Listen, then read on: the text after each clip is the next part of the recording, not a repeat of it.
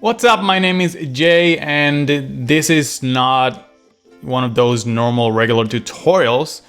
I just want to give away something, and I have this amazing book by Chris Coyier, Practical SVG. So when I was learning about SVG, I bought this book and it helped me understand all the weird things and what are these numbers and how I can modify SVG files, how I can change the colors, how I can do all those things, animations. So you will understand all that with this book. And as you can see, it's not like huge. It's not a huge book. It has everything you need to know to understand SVG files, okay? So what I'm gonna do now is show you a very quick SVG file that I have here. So this is my HTML file and I just pasted the SVG code right there. Now a lot of people, they use the SVG as an image. It's not an image. I don't want you to see SVG as an image, okay? It's not. If you put SVG as an image, like you're using an image, but it's not, you do this, right? And then you put something like, I don't know, logo.svg, right? Yes, you can do that, but you won't have the power of SVG as you can see here that I have it inline, okay? So if you have it inline, you can do a lot of things. So you can see here, my logo that's the SVG file. It looks perfect. It looks crisp because it's not pixels. So right now, inside SVG, I have some inline style here. And if I change a color, for example, this orange, which I think is this orange right here, let's change it to black. And there you go. Just like that, it changed. It looks interesting. So let's put it back. I'm gonna save it again. There you go.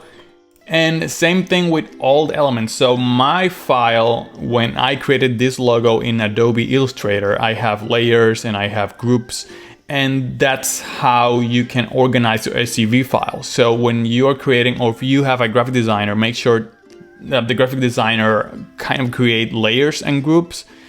And when you export SVG file from Illustrator, you will have everything organized by groups and then the name of the layers and everything. So very helpful. This is how you can actually animate. I can animate the color right now if I want to with CSS. I can animate the glasses jumping. I can animate the logo. I don't know, doing a lot of things. Okay, there's a lot of libraries that can animate all these coordinates. You can see all these numbers. You don't need to understand these numbers, okay? This is just a lot of coordinates and stuff, creating all these different shapes, like the circle, and all these different shapes are created by all these numbers. But you don't need to understand it, okay? What you can do is modify all these numbers using JavaScript libraries that can help you morph the design and animate, doing something like super cool. So yeah, I'm gonna give away this book. All you have to do is comment in the video. I don't want you to register. I don't want you to go to a website. Just comment below and let me know, why do you want this book? Do you want to learn more about SVG? Do you want to learn how to animate SVG? What do you want to do? And that's it. I will give away this book, and then I will start giving away more books. And here I have JavaScript for web designers and SAS for, so if you are more in CSS, this is more CSS, SAS for web designers, all right? But in this video, I'm gonna be giving away the Practical SVG.